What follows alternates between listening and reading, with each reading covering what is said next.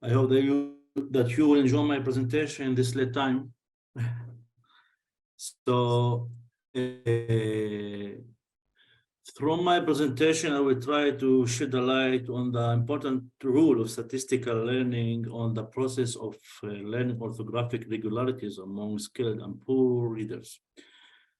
Many questions that I'm trying to answer in the current presentation would be how statistical learning as a cognitive tool determines the differences in detecting statistical visual regularities between typical and poor readers, mainly native Arab readers.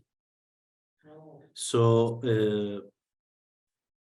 I will first try to define what is statistical learning. Statistical learning could be defined as a cognitive process by which the individual learns about the frequencies of the occurrence and reoccurrence of events.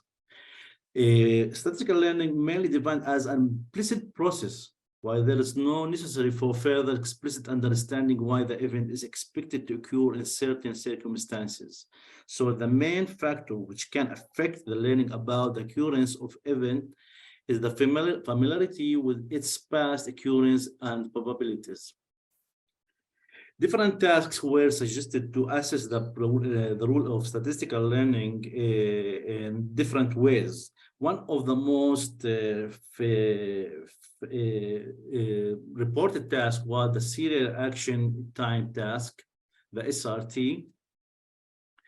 In this task, the SRT, subjects are presented with visual stimuli in one of 4 screen locations. Subjects are asked to respond as quickly as possible by pressing on 1-4 buttons corresponding with the locations of the stimulus. There are 2 types of testing blocks, sequenced and pseudo-random. During the sequence blocks, the location of the stimulus follows specific sequence, usually it's 8 to 12 items long.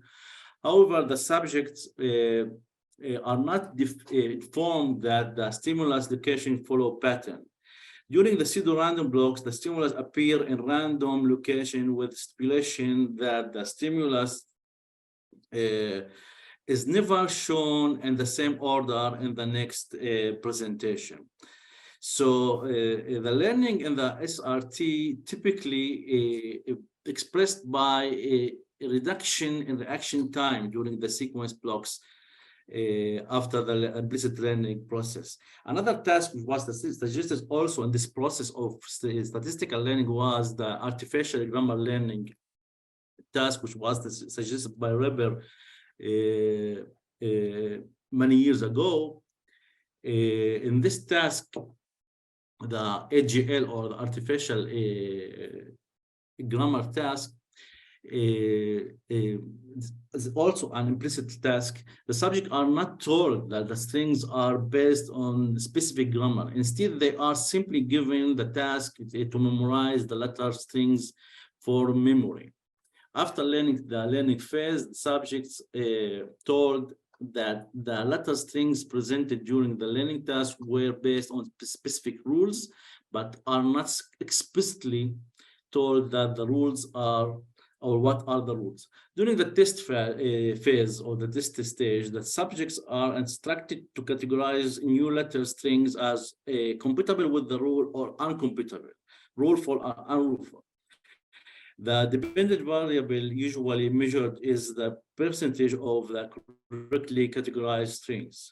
The implicit learning is considered to be successful when the percentage of the correctly stored strings is significantly higher than the chance level.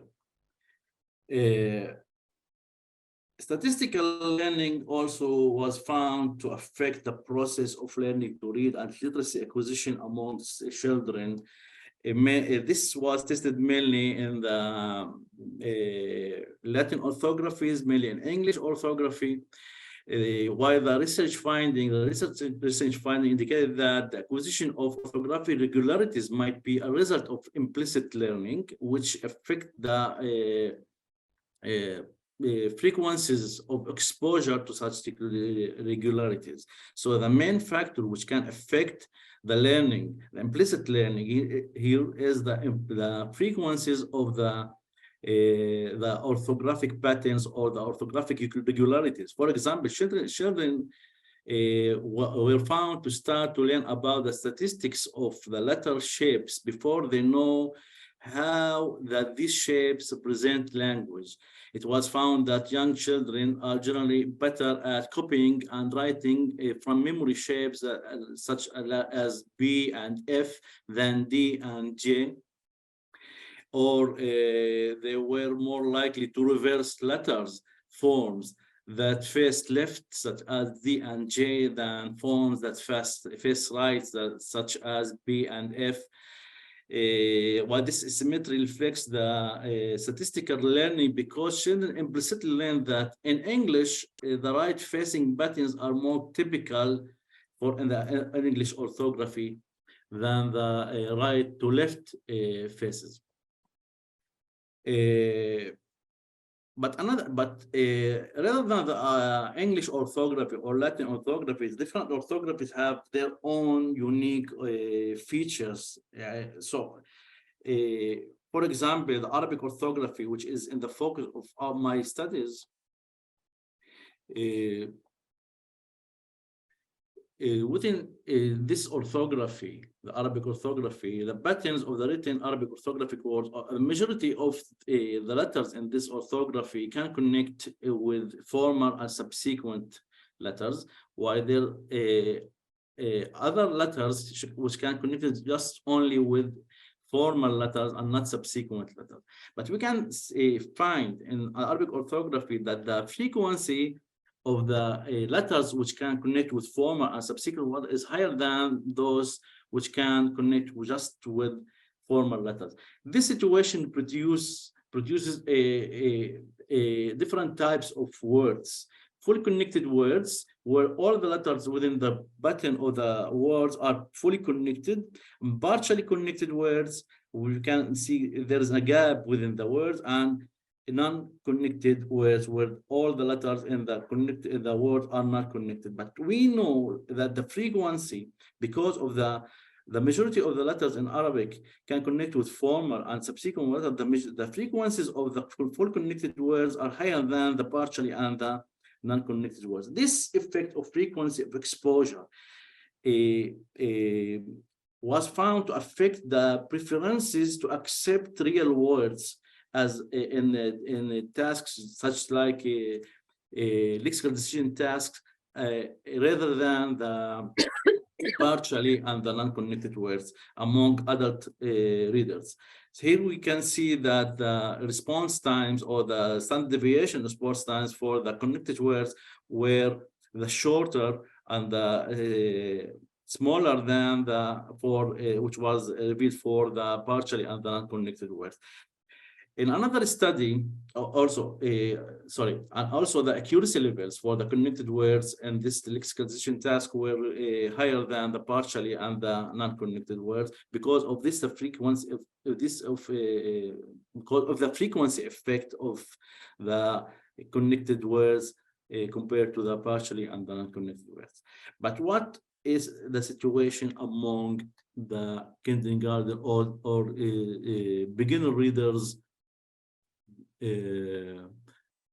How this can affect the preferences among beginner readers. So in one study which was published,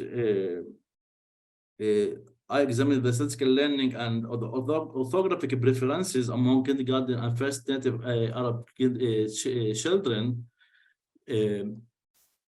The main assumption in this study postulates that children can develop orthographic preferences during the pre-systematic or formal learning years of reading due to the daily non-formal exposure to print.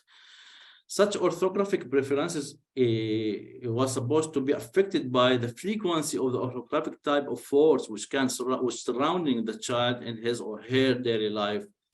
As I mentioned before, the frequency of the full connected words is higher than the partial connected words and the non-connected words.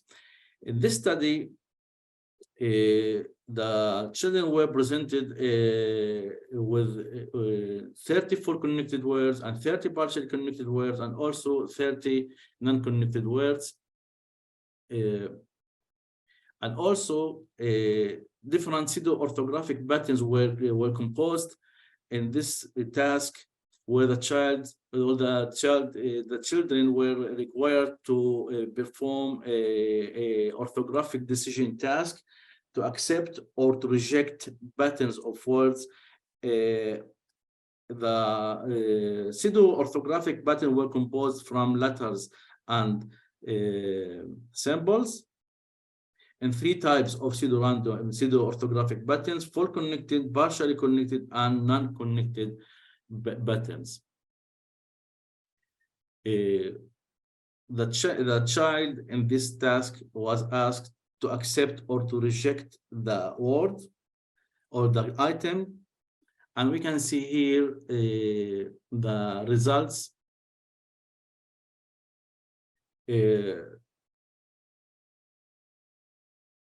interesting finding which is presented here was found among the kindergarten group, where the higher accuracy levels for accepting the written patterns was for the full connected patterns, because the frequency effect is affected their preference, the implicit preference to accept the full connected patterns for the real words as the acceptable patterns of real words.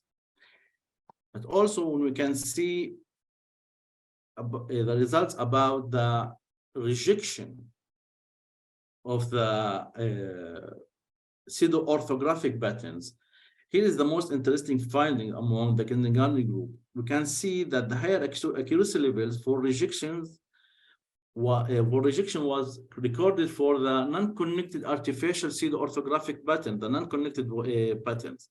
This can be explained by the fact that connected pseudo-orthographic are thought to be representing the acceptable written regularities, while the non-connected patterns were more likely to be considered as non-compatible with the writing regularities of the Arabic written words, and accordingly were rejected.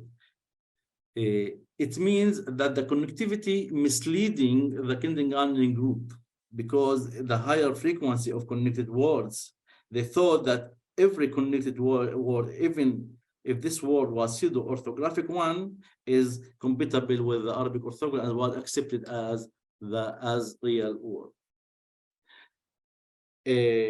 But how statistical learning